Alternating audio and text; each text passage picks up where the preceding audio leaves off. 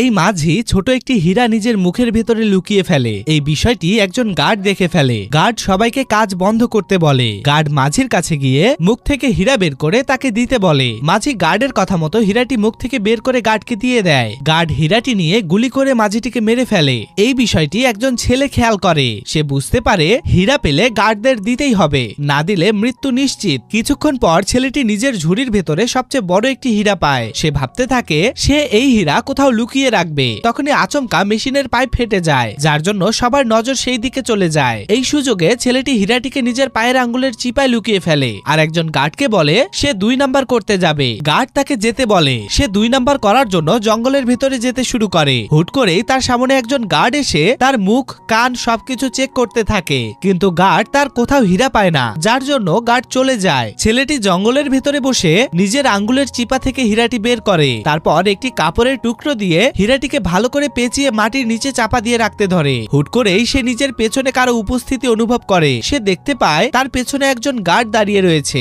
Guard তার শরীরের দিকে বন্দুক তাক করে বলে, হীরাটি বের করো।